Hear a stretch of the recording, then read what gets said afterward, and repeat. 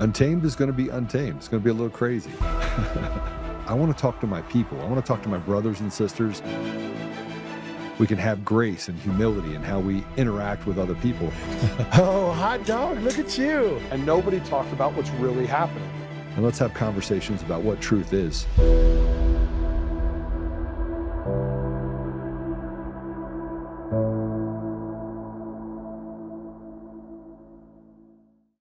Unfortunately, these days we don't repeat this enough, or we don't have this aqidah concept firm in our minds that Islam did not come to coexist.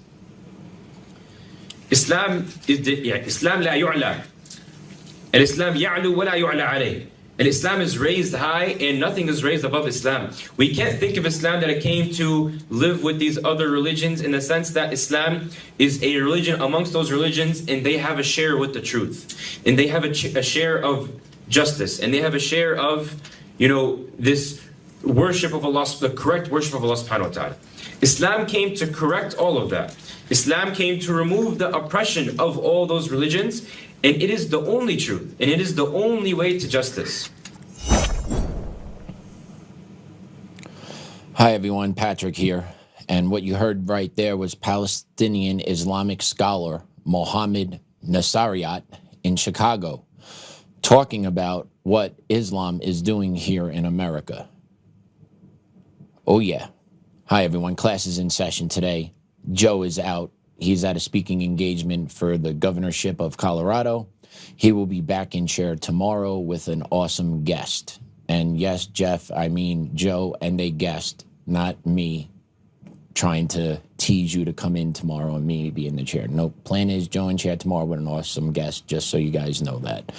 I read comments. I usually stay up to speed on what goes on in the Rumble chat. So, yep, just so you guys know, Joe is scheduled to be in chair tomorrow with an awesome guest that you've seen before and you all love, because this guy brings fire. So there's your little hint/teaser for tomorrow. Back to today's show.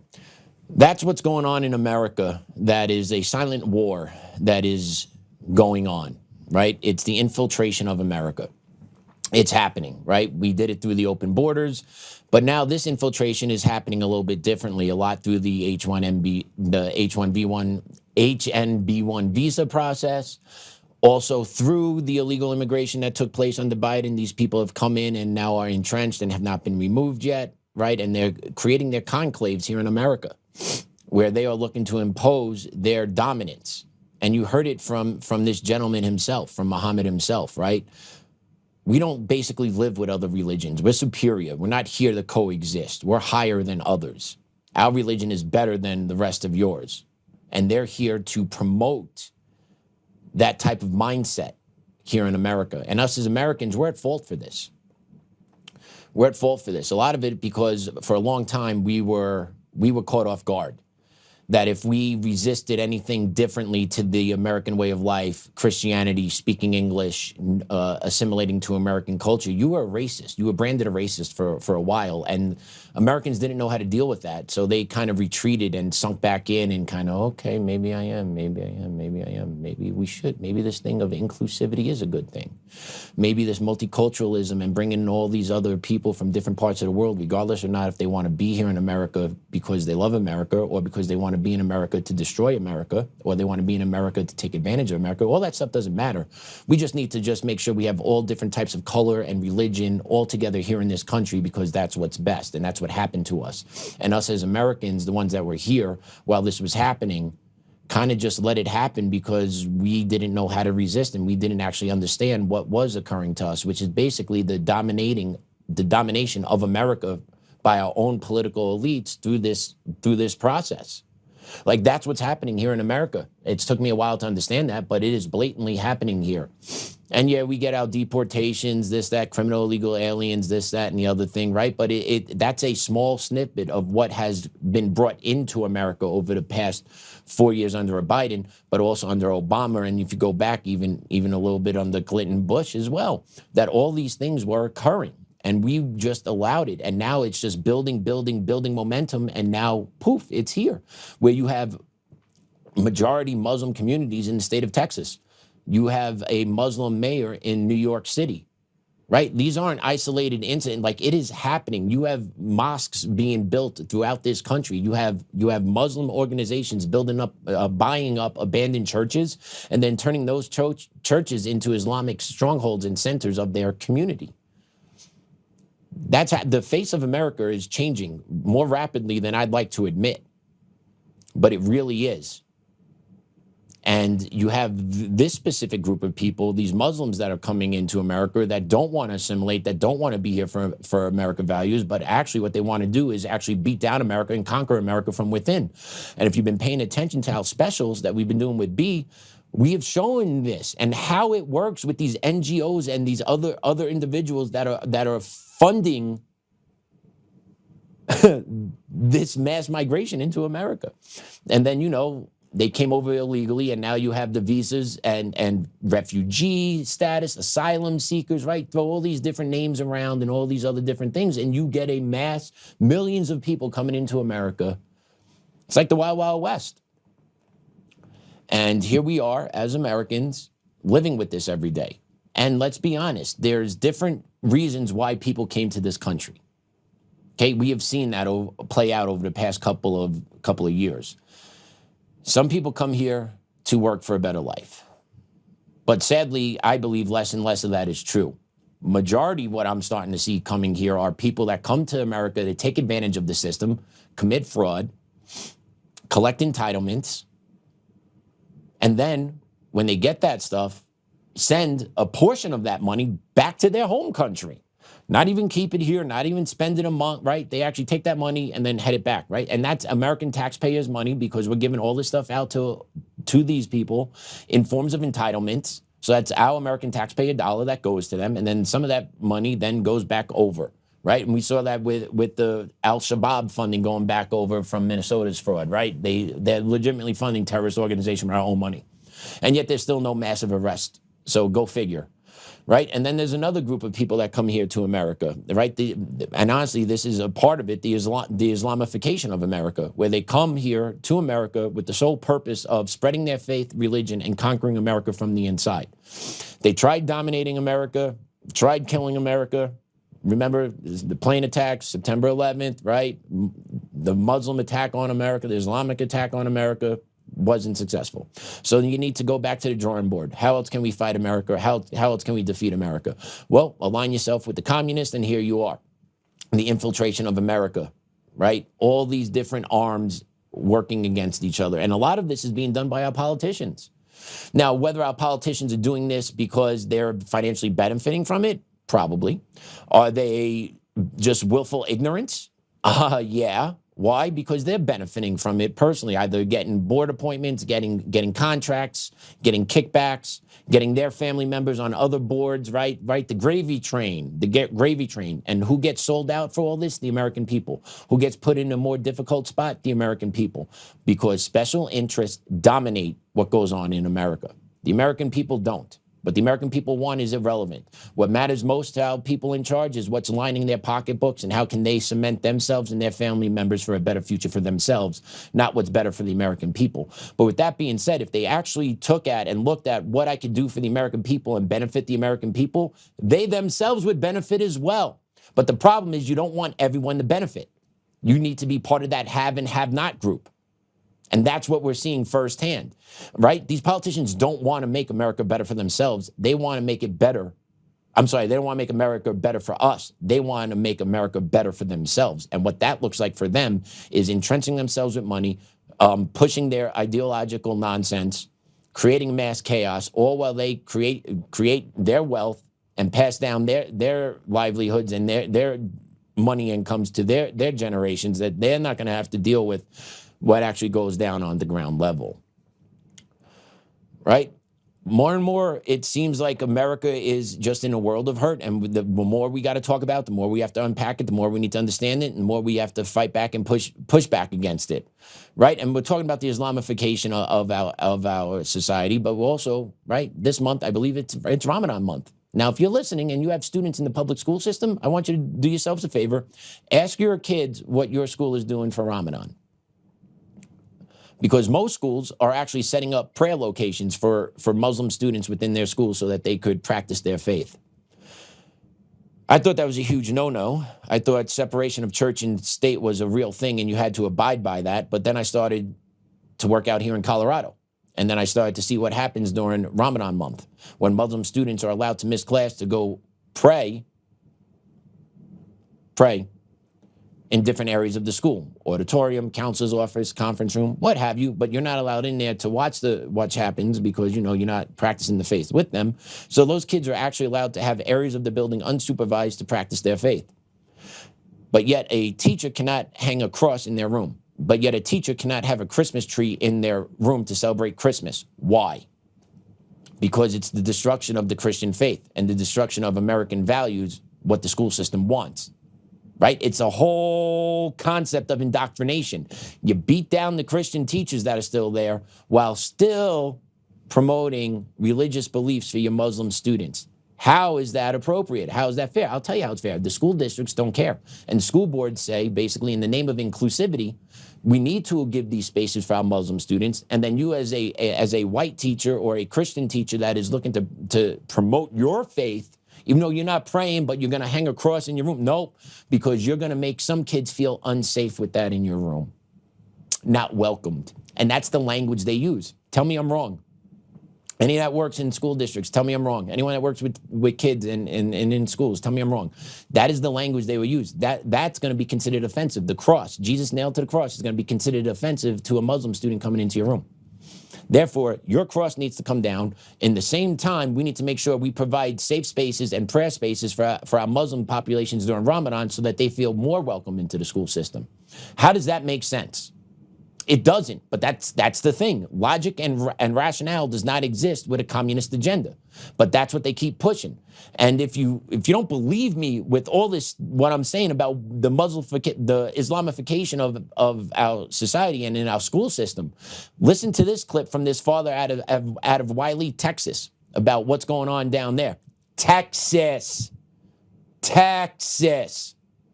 Play it. America is a Christian nation. Amen. The principal, 1 year ago, the principal on the same day, World Hijab Day, wore that hijab and said she loved it, all caps. 1 year to the day later, on World Hijab Day, Sunday, Monday hits, they're putting our girls in Sharia. They're passing out Sharia pamphlets, hijabs, Qurans, understanding Islam. Understanding Sharia. Sharia treats half of this room like and these women are not. This is not a Muslim nation. This is a Christian nation.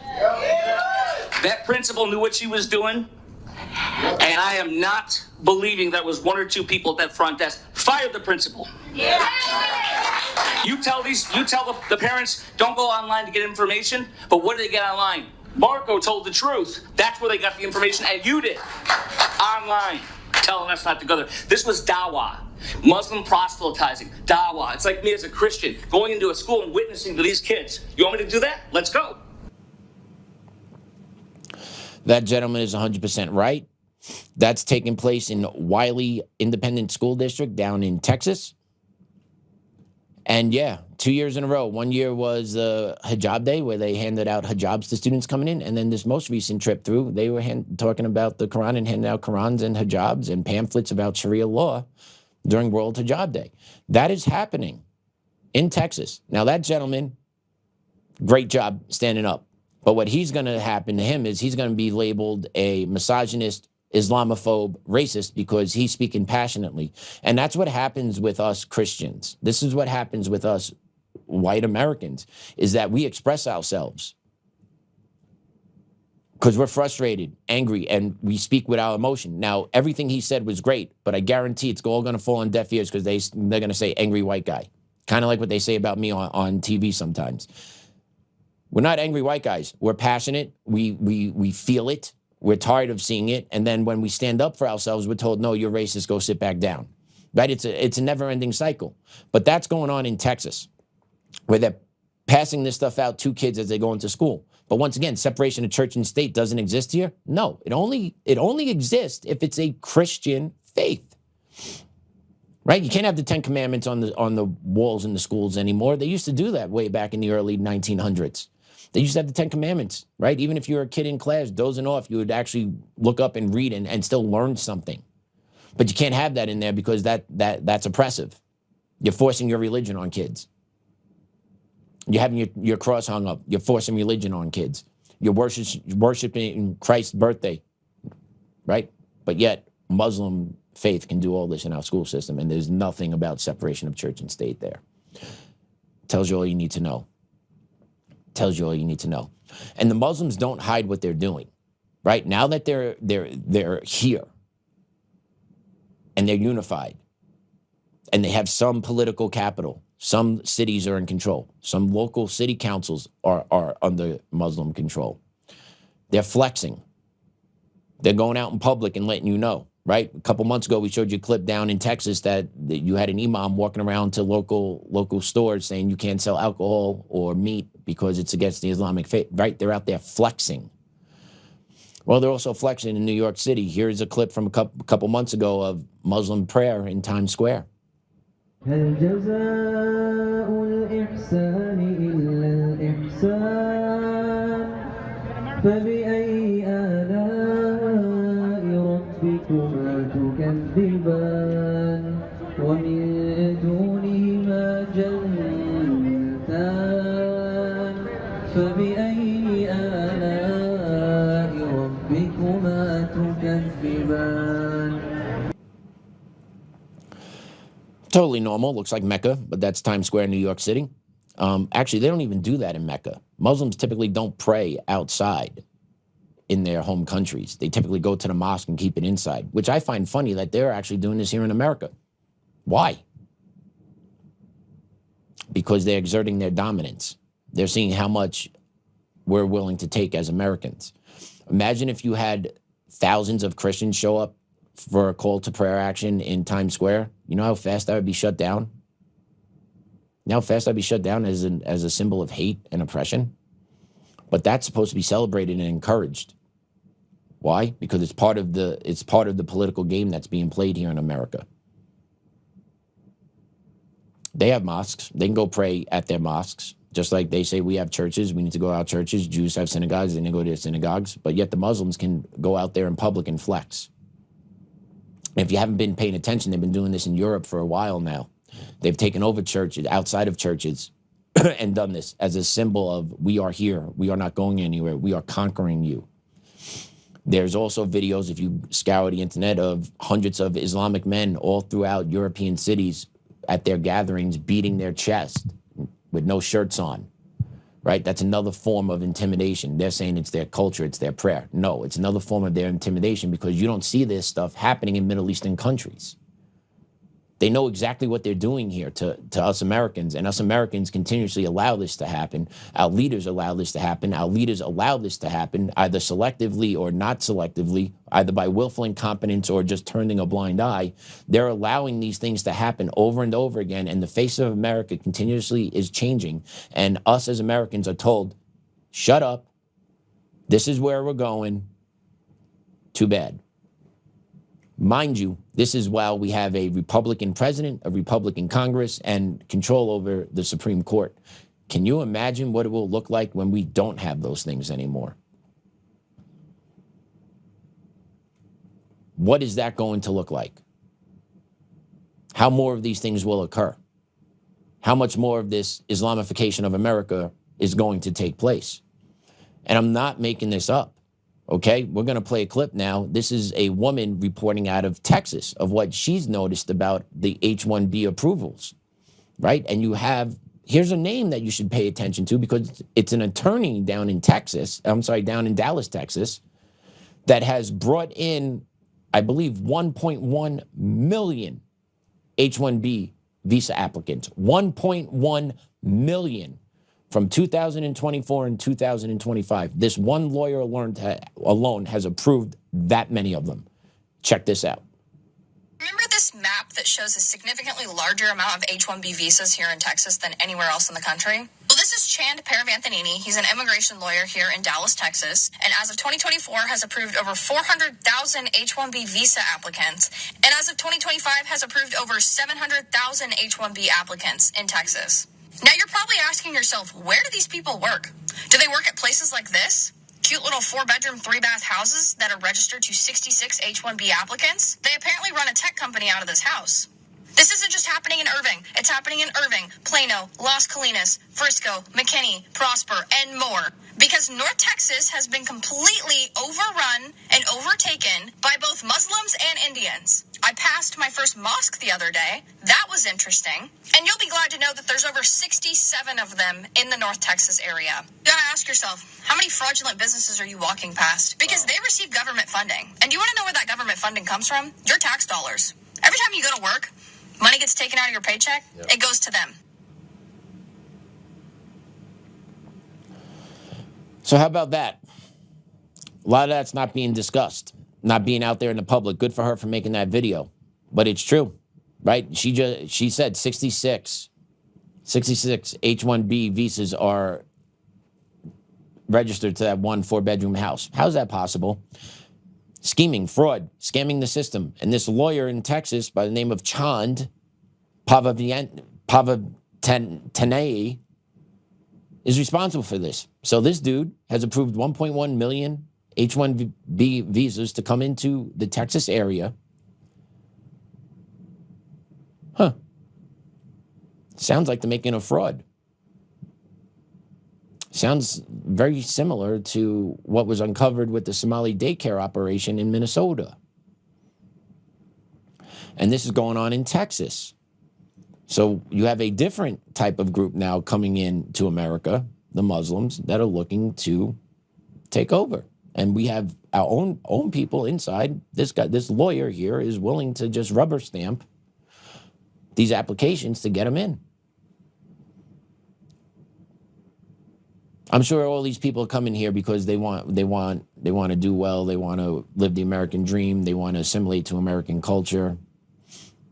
I'm sure all that's happening. I'm sure all that's happening. And who's overseeing all this? Is there anyone caring to, check out these processes, make sure everything's on the up and up, get these people out that don't belong here? But see, that's what they did under Biden. Dude, they just flooded the system.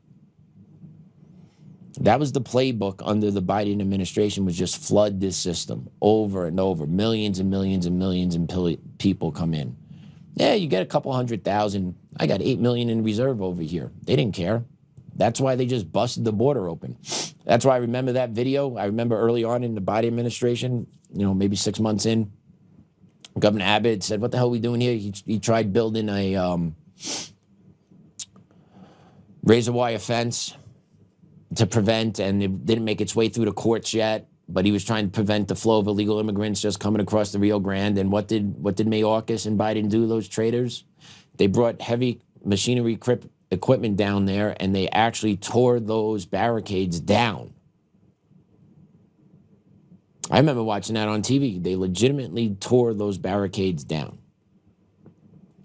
So you had a governor trying to stop massive amounts of illegal immigrants coming into his own country, his own state, our country. And then those in charge said, nope, they all got to come in. There had to be a reason behind it. It was to flood the system and break the system. And now Trump's trying to clean it up, and it's out of control. It's just out of control. Do they have enough personnel? Do they have enough lawyers? Do they have enough investigators, right? Because you have the fraud in Minneapolis, Texas, California, New York, Oregon, Illinois, right? You go all over the place. Just simply, they busted the system. And they did it on purpose. Willful ignorance. They busted the system to make us Americans suffer from all this. That's what's going on. And that's just one spigot of it. That's just one spigot of it, right? Illegal immigration, one spigot of it. Islamification of America, another spigot of it. You have another spigot we're fighting right now, which is the trans fight. 2026, we're supposed to be well-educated, use our reasoning skills. We're supposed to be a rational society. And somehow we're still here figuring out if boys should play against girls should play against boys should be allowed in girls' bathrooms, all this and all that. You know, can the state take your kid away if you don't want to affirm that your kid's being a boy or a girl? All that stuff's happening on, right? There's states that are looking to pass laws on the books to take your kid away if you don't affirm their gender identity. We don't allow kids to buy alcohol till 21, smoke till 21, vote till 18, sign up to go to war to 18, drive a car at 15, 16. But yes, someone that's 70 years old can say, no, mommy, I'm a girl. I have a penis, but I'm a girl. And we actually promote that here in America. That is lunacy. That is crimes against children. We are not protecting our children here in America. We're not. We're actually hanging out kids out to dry in the name of special interest, in the name of gender affirming care, instead of actually calling it what it is, which is gender dysphoria, and in which case 40% of all trans people either self-harm or commit suicide. We heard that from a trans person on this show yesterday when they were addressing the FDNY during training, but yet we have to cater to people that will, one out of two, all right, it's not 1 out of 2, but, you know, kind of close enough. You know, 40%, that's a big freaking number. But we have to cater to that percentage of the American populace and give them what they want. Well, check out what's going on in Iceland. We don't talk a lot about international things, but this story should shake you to the core. This happened in Iceland to the father. His name is Alexandre Rocha. Listen to his story. My name is Alexander, a father living in Iceland, Reykjavik. And last December, by the decision of the court, my son was taken away from me. The reason? Because I did not want to allow my son to undergo a gender transition and identify as a girl at the only age of 10. As a father, I do not want to see happen to my child who was already diagnosed on the autism spectrum. I believe that my child should not be exposed to life-altering procedures such as puberty blockers or hormone therapy.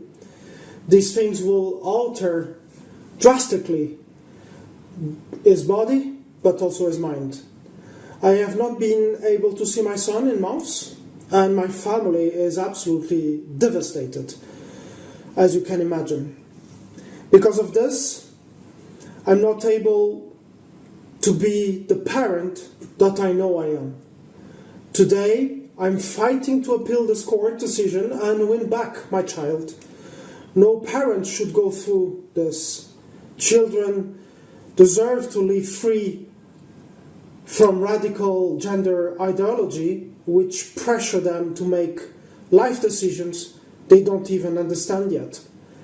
Thank you for listening to my story, and bless you. My heart breaks for that guy. His child has autism as well.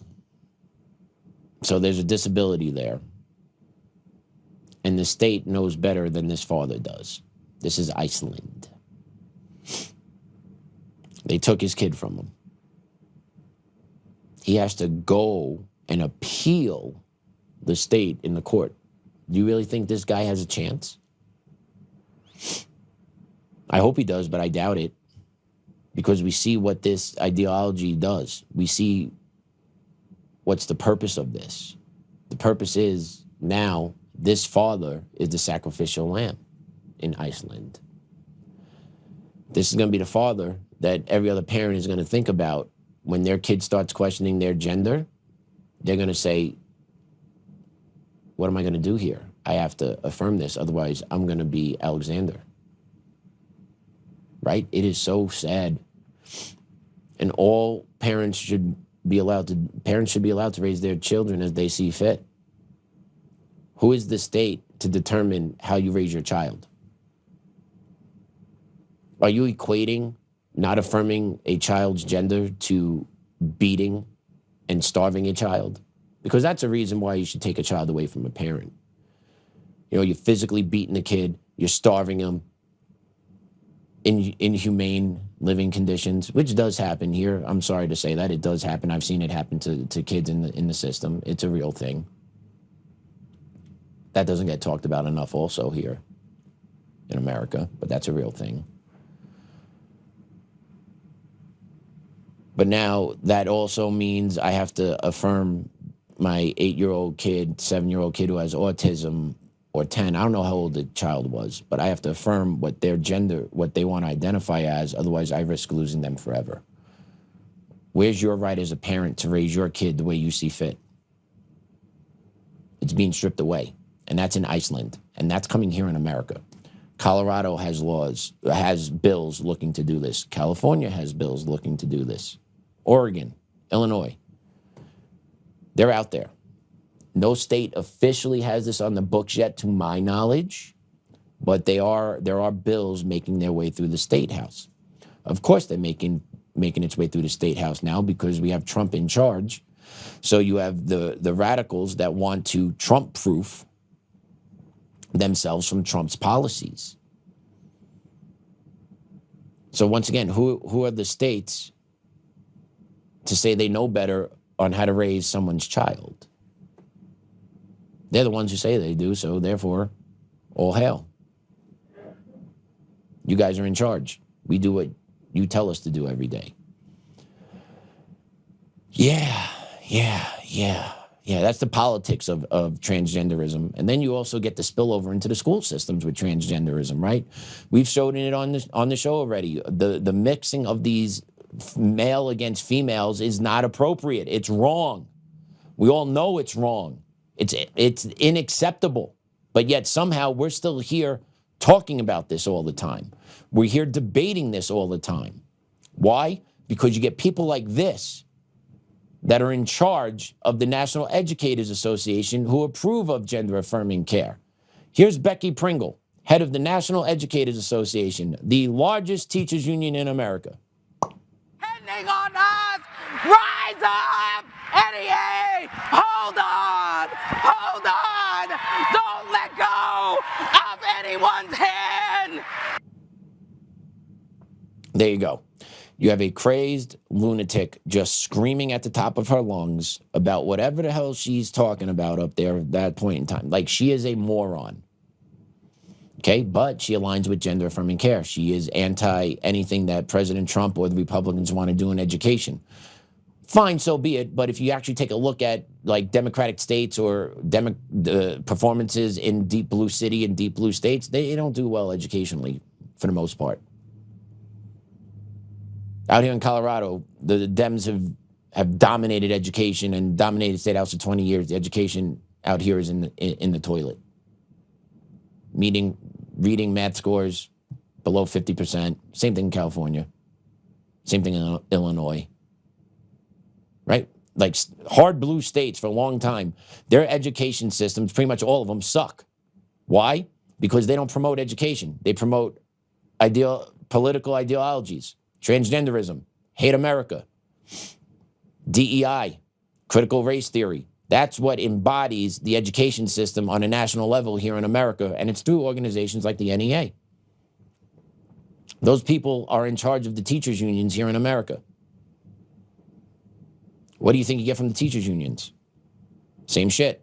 What do you get from the school board? Same thing, right? The education is severely slanted, one-sided, all throughout, right? Left-leaning, hard body.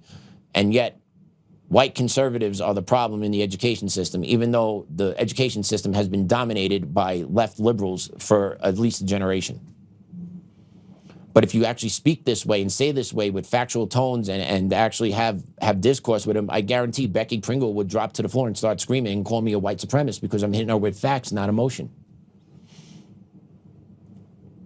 This is the ridiculousness that goes on in our school system, and we wonder why our kids are struggling. We wonder why our kids don't know what truth is. We wonder why our kids don't know how to read or write, right? Honestly, some of that has to do with bad parenting, but the school system is not helping the bad parents. They're actually making those kids that are coming from bad parents in a worse spot.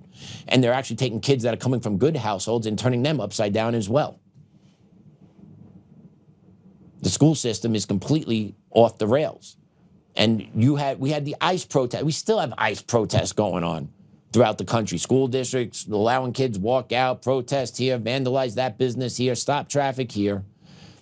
Well, there's another layer now coming to to these ICE protests and these ICE walkouts. There's another layer that's coming, that's happening. Watch this clip first. Oh shit! Oh shit!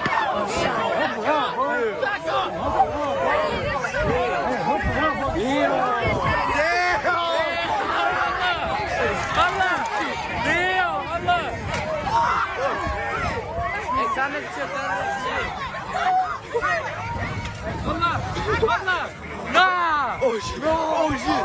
Oh shit!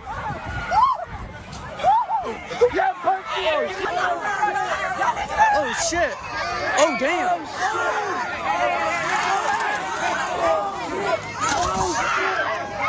Oh shit! Oh shit! Hold on, hold on. Oh fuck! Oh fuck!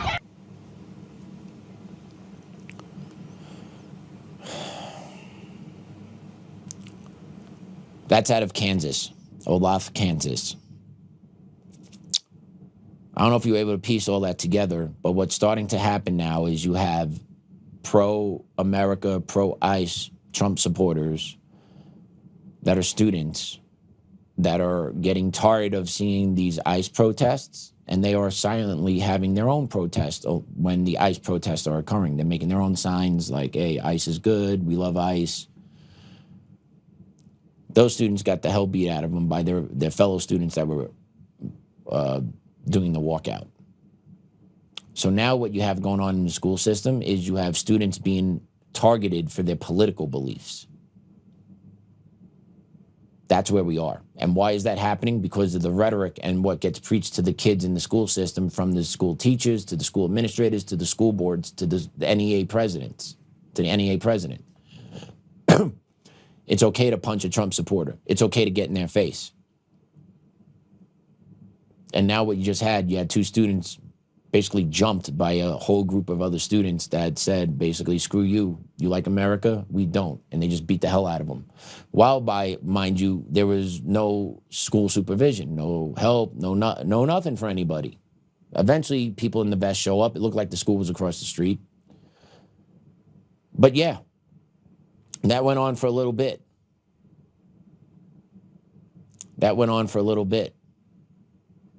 Now, my question is there going to be discipline from those kids? Is there going to be discipline for the kids that assaulted the pro-Trump guys, the pro-ICE guys? Or are the pro-ICE guys going to be suspended because they're agitators, because they weren't going along with the crew, right? I could see a school district doing either one here. I could see a school district doing either one here. What I do know is those kids that got jumped, they need to contact the police, and every one of those kids that swung on them and beat them need to be arrested and charged, because that's the only way this stuff stops. Examples need to be made. That stuff is not appropriate. It is not acceptable for that to occur in the school system. But our kids are acting that way because no one's being the adult in the room in the school system and saying, nope, this is about education. No. Why? Because you have losers and herbs in charge of the school system who want the affirmation from the kids, because they need to feel special in their loser lives. So they need the kids to affirm that they're doing a good job, even though the kids really don't care a whole lot about the movement. What the kids really care about is, I get to miss class now. I get to dick around for a couple hours. Because if the kids really cared about this, they would organize on their own and protest Saturday, Sunday, in the afternoons after school, before school, organize a march, right? But the kids won't do that. They don't want to do that. They just want to be able to miss a couple of hours of school during the school day. And that's what the teachers' unions and these school districts and these school boards are allowing and encouraging to happen, because at the end of the day, they want uninformed, ignorant populace in front of them. And this is what would happen. That should be considered a hate crime. Imagine if the Trump students beat up the other students, right? If they jumped the anti-ICE protest, what would happen? Right? Always look at it with the shoe on the other foot. The what ifs. What's going to look like this way if it did it this way, right? And 99% of the time when you apply the same logic to the other side, nothing will happen. So therefore, what's going on is complete bullshit, and it needs to stop. Because if the white kids were going to do it, they would get called out, labeled racist, and they'll be probably put up for expulsion. So we need to actually total line and call it even across the board, but we don't, right? So now what it does, it creates more chaos, divides people into more of their political corners, and allows the separation to occur, right? And that's not just an isolated beating. There was another one that took place out in Burlington, Washington. We're going to go to 9, Damon, sorry. Out of Burlington, Washington. Take a look at this clip out of a middle school girls' locker room.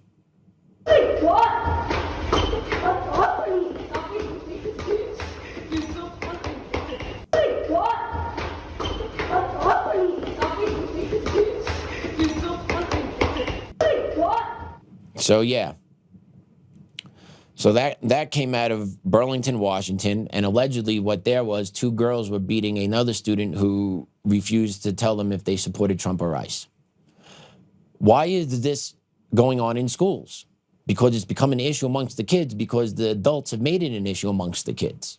And now what you get is you're going to get violence in the schools between Trump supporters and non-Trump supporters. You're going to get pro-ICE against anti-ICE. But what you're going to start seeing as the common thread here is that you're going to see the anti-ICE, anti-Trump side will be the aggressors and be the ones that are beating the pro-Trump, pro-ICE side. I guarantee, we go through 10 of these incidents, I guarantee 9 out of 10 will be that way, if not 10 out of 10. Why? Because that side promotes violence. That side enables violence. That side rewards violence. And us as the other side, we continuously take it over and over and over again because we have morals and we care and we just do, because we don't believe in resorting to this type of violence. But eventually push is going to come to shove and the violence is going to beget violence. Kids are going to be standing up for each other, and you're going to get throwdowns in schools. If schools don't get their arms around this right away and knock off this political bullshit that's going on in the school systems, you're going to get more of this. You're going to get more of this, and they're going to get worse. And then eventually you're going to get parents going at it. Someone needs to be the adult in the room and remove the political garbage from our schools and restore order to our schools so that the kids can learn to read and write. Period. So you got the Muslim infiltration going on. You have the indoctrination of the schools going on. And then you also got to deal with the mental illness that comes with the left. It's a forever ending thing. Check out this cut from a trans activist. I think we should start killing kids until they let us use whatever bathroom they want.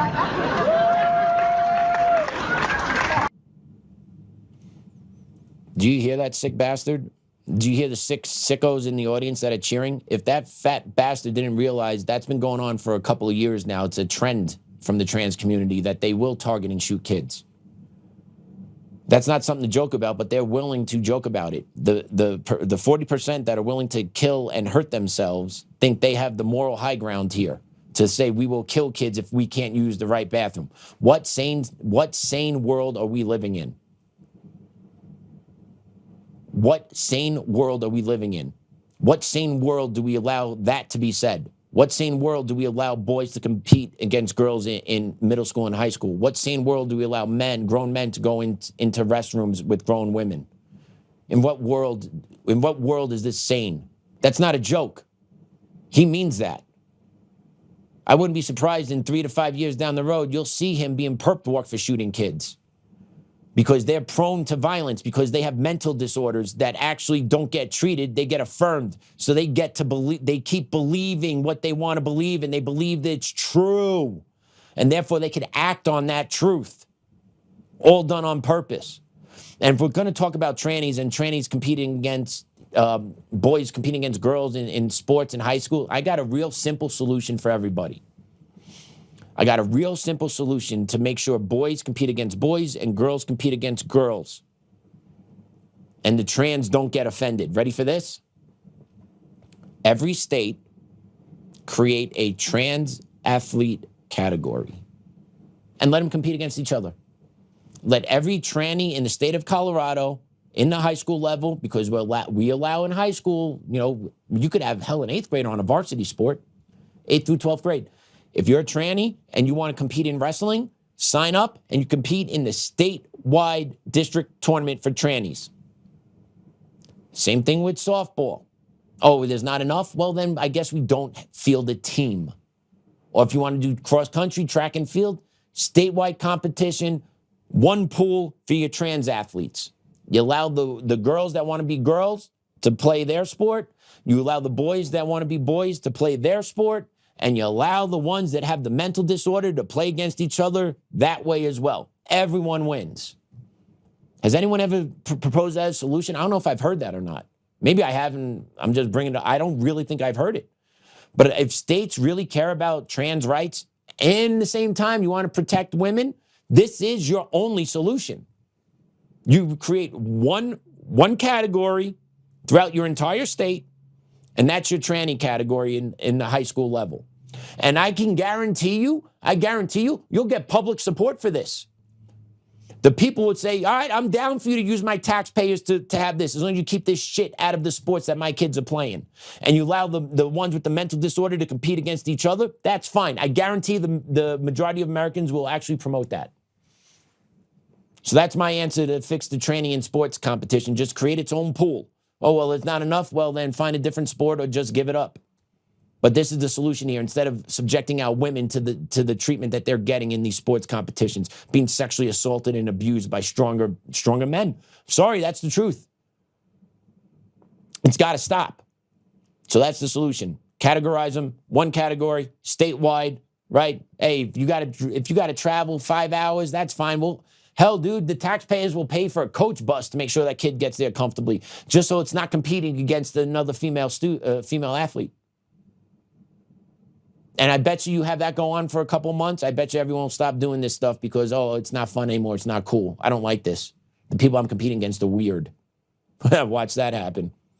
But that's the solution. Keep girls safe, keep boys safe, let the mentally disturbed play with the mentally disturbed, and call yourself a day. You call it the Gender Dysphoria Club. That's it. And you let them compete against each other throughout the state. And then you let state champs play against the state champs, right? And stream it on TV. It may become a thing. But you'll never get traction if you keep putting men against women. You'll never get traction if you won't admit to it, the fact that male athletes that choose to compete against women athletes are just weaker individuals. Because they know they're not good as a man athlete. And that's the truth of it. Take a look at the swimmer, Leah Thompson, right? Like one of the worst D1 swimmers of the year, right? Finished like 240 something at the University of Penn before he decided to transition, and then he became the top-notch swimmer, right? Riley Gaines' natural-born enemy, rightfully so, because she was definitely the best female swimmer. But she lost out because of this dude. Dude with a penis. Right? There's no way that should be happening. There's no way men should be competing against women. And then if it really was a serious issue, how come we once again don't see women wanting to sign up to play in men's sports and identify as a man? Why doesn't the train go the other way? We've seen it, right? Do we see it? Do we see a whole bunch of it? We've seen the women sign up to become men? I don't think so. Because they know. We all know. But yet, one political party keeps pushing this down everyone's throats here because they want chaos. They want disorder. They want violence. They want to keep pushing outside to act irrationally and to act in a fit of rage and a fit of motion. And then boom, they got their next news cycle and their next hit piece, right? They're good at this. They want to do this, right? That's why they kept doing what they were doing on the streets in Minnesota to the ICE agents, because you keep putting people in those heightened situations, right? Someone's going to act wrong. Someone's going to act out of line. And there you got your news story. You got your media clip.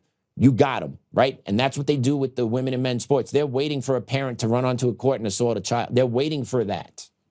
That's why they keep putting our young ladies in these spots, because they want to force that pressure cooker to pop so that they could then shove more of their radical agenda down our throat. That's what they do here. And then you get a couple of these social media profiles, political commentators going out there. You got to listen to Simone Sanders. Anyone know who Simone Sanders was? She used to work for the Bernie Sanders campaign. She worked in Biden's White House recently. She was just on with Joe Scarborough, and they're talking about police and making streets safe. Let's see how this question goes. You don't think more police make streets safer? No, Joe, I'm a black woman in America. I do not always think that more police make streets safer. When you walk down the streets of Georgetown, you don't see a police officer on every corner, but you don't feel unsafe. So what is it about talking about places like Southeast DC, right? Ward 8, if you will, that people say, well, we need more officers to make us safe. I think we have to rethink what safety means in America. So yeah, what does safety look like in America? Let's see. Back under the Biden administration, let anyone in, you let criminals rape, pillage, and then re-release them onto the streets. That's why Trump overwhelmingly had the support of the American people, because we wanted a safe society. This moron thinks that less cops on the streets means public safety improves. If she hasn't been paying attention over the past 13, 14 months, it does make a difference. It does make a difference. And she's talking about going down to Georgetown's a wealthy, affluent area. Crime doesn't really happen there. You go to Ward 6, poor. Crime does happen there. You need to put deterrence out. And you also need to offer pathways. And she talks about we need to really think about, well, they were in charge the previous 4 years. And before that, they were in charge 8 out of the previous 12. What were their solutions? Nothing. There's no solutions to anything. White man bad was the solution. One of the best race baiters of ever, Obama. Communist in disguise. You know, they didn't do anything. What they do for crime? What they do to address crime? What they do to open up educational pathways and opportunities for people to make a living from? They didn't. So don't give me that bullshit, all those liars. But, you know, she goes out there, she says a soundbite, gives it to the Nimrods down below that watch Joe Scarborough still, and they get their fix for the day. They get their dopamine hit. Bang! Not thinking about the rationale, not thinking about what life was like under the Biden administration. None of that. None of that. And yet they never offer the alternative. What does it need to look like? They don't offer any of that because there is no solution. There is no really good answer to make streets safer other than to give people economic opportunity. Give them an opportunity to make a better life for themselves. Give them an education or an opportunity to an education. Opportunity to feel safe. Opportunity to work their way up in the system. Right? I've been taught my whole life, especially when I took on the role as a dean, like kids need to feel safe in order to learn. And I took that to heart because I was in charge of school safety. Well, apply that same logic to the community. How can a community thrive if they don't feel safe? How do you make a community safe? You protect it. You eliminate the threats. You build zones where kids can go to learn and improve their way of life. Improve literacy, improve mathematics, pursue a passion. But the school systems in these communities are trash. So there is no real chance for improvement. And it becomes an endless cycle. Generational poverty. But she won't understand that. She doesn't get that. She has no clue how the real world works. None of them do on the up top. She has no clue. And then you got Eric Swalwell, Chinese spy accomplice, right? He was dating, having relations with a Chinese spy. That's amazing how he doesn't get bagged up or investigated or charged. You're telling me she didn't learn anything from him and then he could get charged for espionage or treason? Yeah, right, bullshit. That guy's a bitch. I know he has loose lips. He gets a little something from her. He's definitely spilling the beans. So where's the charge on this guy? And then this guy gets the balls to come up here and then talk all types of nonsense about the future of ICE. Here we go, Eric. Let's play it. Last time you talked to Kate Baldwin here, she was pressing you on if you wanted to abolish ICE. And you said you wanted to crush it. You didn't quite say abolish. Has that changed over the last week? What's your feeling on whether ICE should continue as an institution? It's got to go. So once again, this is probably about the 4th or 5th clip I've played of different Democrat Democratic reps on the show over the past month or so talking about what their plans for ICE is. So if you haven't picked up the intel yet, if you're not understanding it yet, they're going to abolish ICE. And if they're going to abolish ICE, they're going to bust open the borders. And then who's going to keep the American people safe from criminal illegal aliens? Nobody. Why? Because it's part of the design what they want to do, which is to bust and destroy the American way of life. Do away with white Christian males, do away with the belief that anyone can succeed here, and instead turn it into a strict communist-run state very similar to China. If you also listen to a lot of our representatives, they talk about China. They talk about China in more of a high regard than not, about how it functions as a society. That should tell you something. They never talk about the bad sides of China. They never talk about what happens to you in China if you dissent or if you're a minority. The Uyghurs, remember them? Right? Like, no one talks about that. That's the type of state they want to introduce here. And that's why they're so tightly aligned to communist China. It's willful ignorance, as well as the desire to accumulate as much money for myself as possible, all while selling out the American people.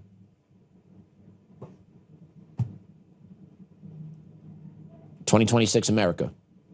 There it is. So yeah. Share, like, stay informed. Keep an eye out. We'll have an episode coming out over the next couple of days, hopefully by the weekend, that we just did with B. We'll be airing that one. Topic on that episode, very interesting. Ray Dalio, take a look when it comes out. But yeah, that's America. So yeah, all this stuff's going on. Stay informed, stay aware. Share your stories with your friends. Keep spreading the information. That's how we fight. That's how we keep the train moving. You can't give in to these guys. You can't give them an inch. If you see something, you got to address it. You got to call it out. Go to a school board meeting. Okay, do a little research. Take a look who's sitting on your school boards. Take a look who's sitting on your city councils. See what they're doing. See where the money's coming from. Right? Don't bury your head in the sand. Don't give up. You got to keep fighting for America, because the other side doesn't stop, and they're looking to destroy it. So once we stop fighting for America, they'll just continuously take us over, either through indoctrination, through exploitation of our immigration system, anything and every which way to tear apart the fabric of our American society. We have to keep that alive. We have to remember what America is, and we have to bring the greatness back to America. And with that, I'm going to pray us out. In the name of the Father, Son, Holy Spirit, amen. Dear Lord, thank you for the opportunity to sit in the chair today and talk to our loyal fans and our loyal viewers, sharing the knowledge with them. Dear Lord, please look over Joe as his schedule is extensively busy, as he's traveling and keeping up with engagements and doing community projects. Please, Lord, keep him safe as he travels. Give him the wisdom to connect with people and open up their eyes and minds to a better future here in America. Dear Lord, thank you for my family. Thank you for a beautiful, warm day out here in Colorado. Thank you for water to drink today. I'm trying that, Tommy. Thank you. Just keeping it simple on that one. Thank you for my loving family. Thank you for the incredible team I have here at Untamed. And thank you for the opportunity, once again, for joining this team. Something I never thought would be possible became a reality, which I know you specialize in, Lord. Hey, Grandma, Grandpa, Dad, thank you guys for watching over us. Love you guys as well. Miss you guys every day. Our Father, who art in heaven, hallowed be thy name. Thy kingdom come, thy will be done, on earth as it is in heaven. Give us this day our daily bread, and forgive us our trespasses, as we forgive those who trespass against us. And lead us not into temptation, but deliver us from evil. Amen. In the name of the Father, Son, Holy Spirit. Amen. All right, everyone, that's the show for today. Joe will be here tomorrow, special guest. Until then, everyone, class dismissed.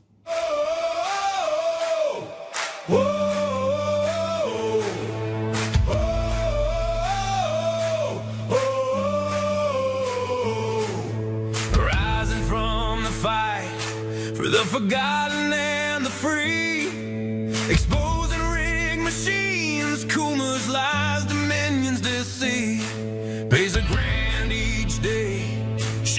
truth from corrupt halls, but he won't back down, standing tall through it all. Tina Peters break the chains that bind her tight. Hand count votes and one day bring the fraud to light. No more mailing scams, no machines to steal the night. Restore the people's voice, make Colorado right. Governor Oltmann, lead us bold and true. Badass for the have-nots, fighting through and through. Abolish property tax, cut the tolls away. Shrink the bloated state, let the people have their say. Oltmann, it's our rally call. Truth and freedom rise and watch the tyrants fall. Untamed Colorado, strong and proud, we'll be one man for the people, set our great state free. Help the single moms, bring back trade school strong. Opportunity for youth, where the brave belong. Audit every NGO, ban the wolves that roam. Reclaim our stolen land, bring the power home.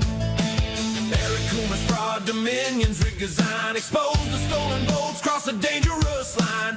No more victimhood, no chains on you and me. He's running for governor for real liberty. Smash the fraud machine, pardon heroes jailed for the have-nots. Rising truth will never fail. One warrior defies the corrupt elite. Colorado reborn, strong on our feet. Governor Oltmann, lead us bold and true.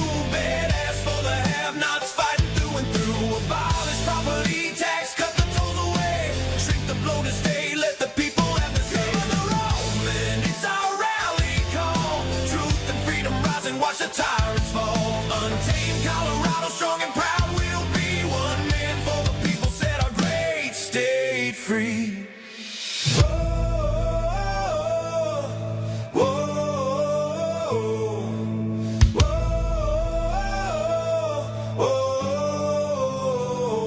Governor Oltmann, lead us bold and true. Governor Oltmann, freedom forever, Colorado rise.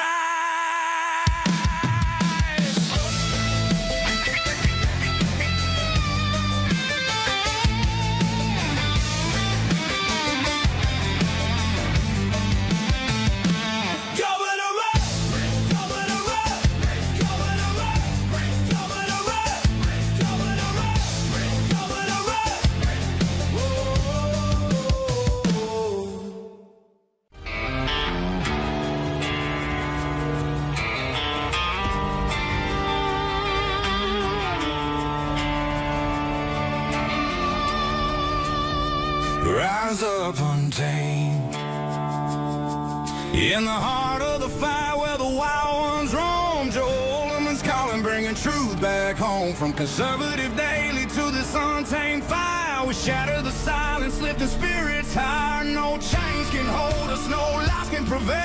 Authentic and fearless on this rugged trail. Patriots gather under stars and stripes. Untamed nation, igniting the night. Untamed nation, let the truth roll out in this land of the free. Standing proud from sea to shining sea, we won't back down. Catch the fire, wear the crown. Untamed nation, it's our battle song, motivating hearts where the brave belong. Yeah, untamed and wild, forever strong. Play it again all night long.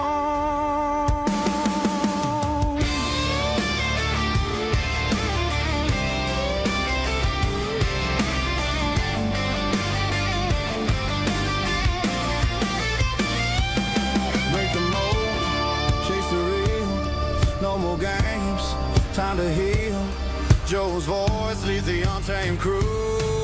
Truth matters through and through. Untamed nation, let the truth roll out in this land of the free. Standing proud from sea to shining sea, we won't back down. Catch the fire, wear the crown. Tame nation, it's our battle song, motivating hearts where the brave